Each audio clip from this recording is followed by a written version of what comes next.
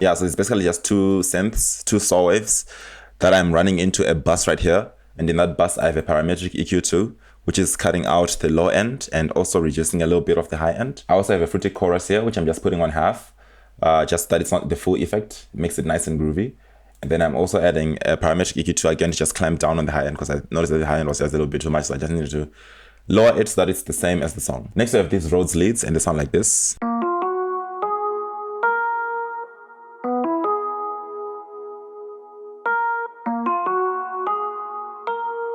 We're getting that sound from Omnisphere. So I'm doing certain things with that sound. I have an equalizer on it. The first equalizer is this one, which is just doing a simple low pass. And then we have this other parametric EQ2 right here, which is just boosting the mids. Because I noticed that in order for it to sound similar, the mids here were having a notch there where they were sounding like that. So I just boosted that so that it sounds really, really identical to the song. I can't play the original because of copyright, but that's how it sounds. It's hitting right there in that 1000 hertz range right there. We then have these low Rhodes, which sound like this.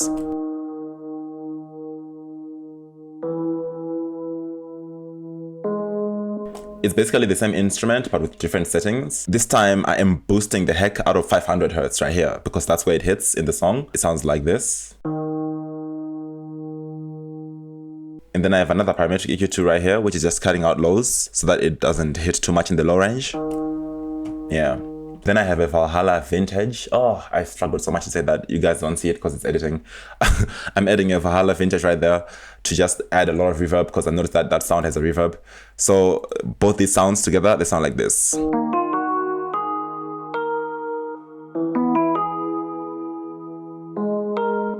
They sound similar, but they also sound different, and that's just the mixing. So yeah. And that together with the synths, it sounds like this.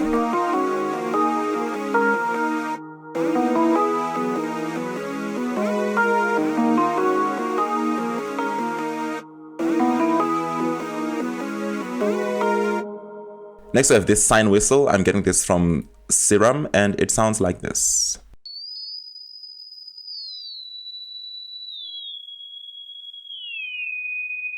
So this is very basic. I just loaded the basic shapes here.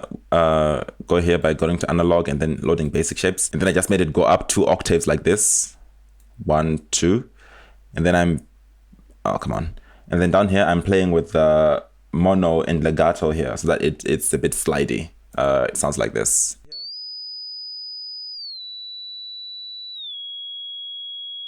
So with the whole song, this is what it sounds like.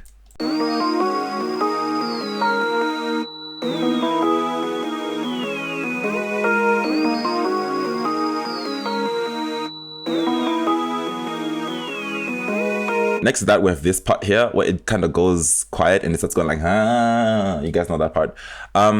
We have, I noticed that there's this like pad sound, which is like coming in there. It sounds kind of obscure, kind of low. It's hard to discern it, but this is what it sounds like.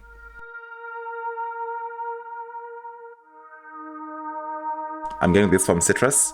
And it's very minimal, but I just added it for accuracy. So next to that, we have the 808, which is a banging 808, I say. I love it. It's really groovy, man. I'm gonna let it run.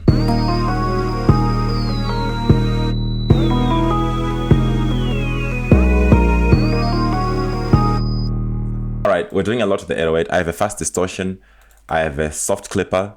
And then I have a parametric EQ2, which is just boosting the parts here. Next to that, we have the distorted snare, which is the snare used in XO Tour Life song by Lil Uzi Vert. You guys know it. It's a very famous song. We distorted the snare and it sounds like this. I'm adding a lot of distortion on that snare, pretty fast distortion right here. And then we have the hi-hats, which sound like this.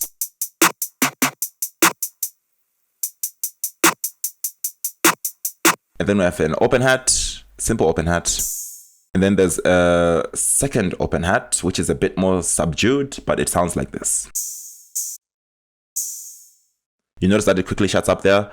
That's because I went on it and I did this thing where you can just go and say cut itself. And if you do that, these long running sustains, you can cut them off by just having the other note come in and just switching off the velocity like that. It will sound like this. You see it quickly shuts it up if you move it closer. Whereas if you move it longer, That's the purpose of it, pretty much. It's a cool trick that you can do. So to mimic the song, that's what I'm doing. It sounds like this. So that's the second open hat. Then we have these snare rolls, which sound like this.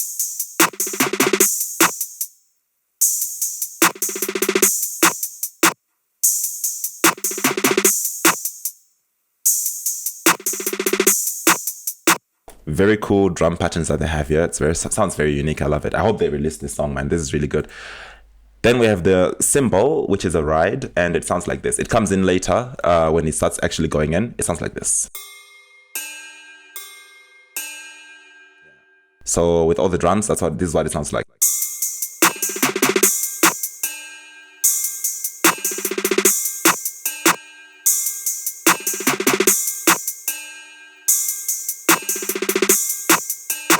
So that's all the drums of the song. Everything else, it all sounds like this now.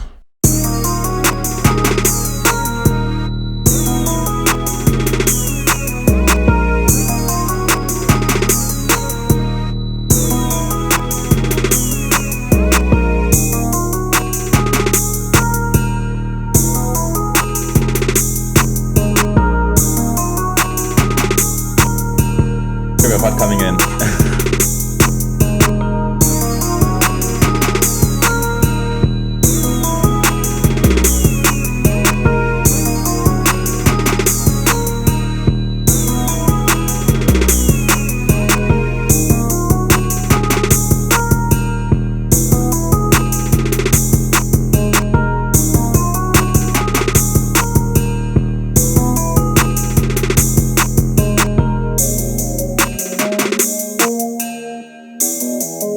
Alright, I might just play this all day. And that's it, guys. That's how Wicked Killers by Playboi Carti was made inside FL Studio. Thank you guys for watching. Leave a like, subscribe, leave a comment what you thought below. Let me know which song you guys would like to see next.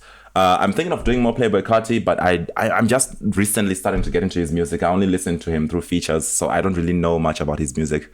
Since he's not really releasing much, it's always through leaks. So if there's any leaks, I guess, that you guys want to see me remake here, let me know in the comments below and I'll get to them. This project file and stems are going to be available, link in the description below inside the Patreon, so guys go join the Patreon. And with that being said, peace guys, see y'all in the next video.